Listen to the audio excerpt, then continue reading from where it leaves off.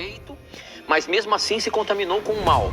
Se Deus não criou o mal e não sabemos como se originou, como podemos ter certeza de que os santos no novo céu não serão contaminados novamente? Essa é uma grande questão. Professor Leandro Quadros, porventura o mal não vai se repetir no céu?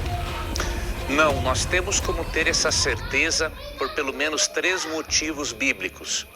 O primeiro é que o próprio Deus prometeu que isso não aconteceria mais. Então aqui em Isaías 65, 25, falando da nova terra, o texto diz assim: o lobo e o cordeiro pastarão juntos, e o leão comerá palha como o boi. Ou seja, os animais voltarão a ser herbívoros. Pó será a comida da serpente, não se fará mal nenhum, nem dano algum em todo o meu santo monte, diz o Senhor. Então o Senhor já prometeu, com base na sua presciência, né, e onipotência, de que o mal, nem dano algum, continuará existindo na eternidade. Então primeiro Deus prometeu. E se Deus prometeu e Ele previu isso, é porque vai acontecer. Ou alguma das profecias de Deus falharam na Bíblia? Nenhuma profecia de Deus falhou. Todas as profecias, inclusive messiânicas, se cumpriram todas em Jesus. Então, se Deus prometeu aqui, Ele previu isto, é porque realmente vai acontecer. Então, não haverá mal, nem dano algum em todo o lugar onde estiver ali o povo de Deus. Então, essa é a primeira razão.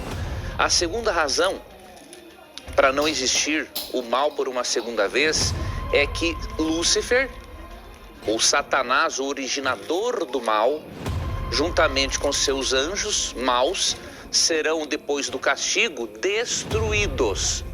Então não sobrará nada do pecado e dos pecadores para que sejamos manchados, diríamos assim, ou contaminados pelo pecado. Romanos 16, verso 20 diz: e o Deus da paz em breve esmagará debaixo dos vossos pés a Satanás. A graça de nosso Senhor Jesus seja convosco.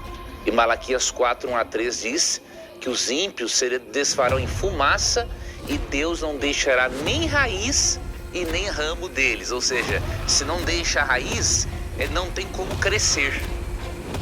Entendeu? Então a eliminação desses que se apegaram ao mal é uma outra garantia de que não vai ocorrer.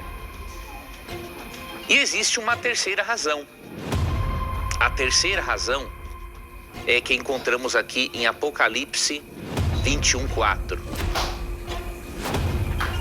Ela não está, na verdade, diretamente em Apocalipse 21:4. É uma análise que eu vou fazer com você com base no texto.